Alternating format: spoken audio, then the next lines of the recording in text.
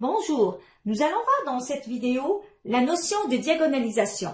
Prenons à présent l'exemple 1. Donc on considère ici une matrice diagonale notée par A. On voudrait calculer A à la puissance K pour un entier K supérieur ou égal à 2. Commençons par calculer A à la puissance 2. Donc ceci revient en fait à effectuer A multiplié par A.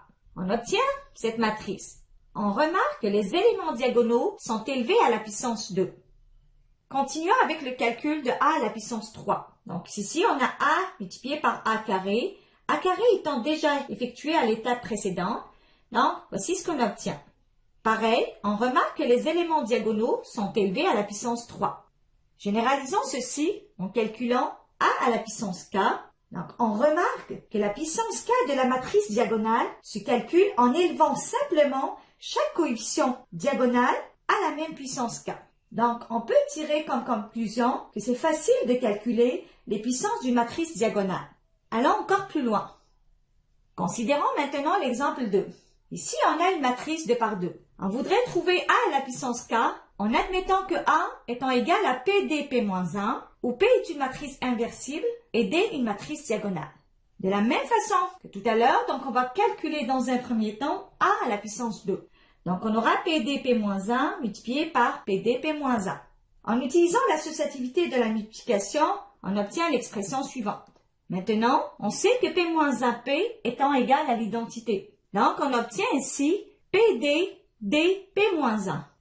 D multiplié par D étant égal à D carré, on obtient ainsi P, D au carré, P-1. Maintenant, A à la puissance 3, donc c'est égal à A au carré est donné par PD carré P-1. Pareil, en utilisant l'associativité de la multiplication, on obtient ceci. P-1P étant égal à l'identité, donc on obtient ainsi PD, D au carré, P-1. D multiplié par D carré donne D3, donc on aura PD3, P-1. Maintenant, de la même manière, on a A à la puissance K qui donne PDP-1, A à la puissance K-1 qui est exprimé ainsi par PDK-1, P-1. De la même façon, l'associativité de la multiplication donne P-P étant égal à l'identité, on aura PD, DK-1, P-1. D multiplié par DK-1, ça donne DK, donc on aura P, DK, P-1. Donc, on voit bien que si notre matrice A s'écrit comme PD, P-1, où P est une matrice inversible et D une matrice diagonale, A à la puissance K va donner la matrice P multipliée par D à la puissance K, P-1.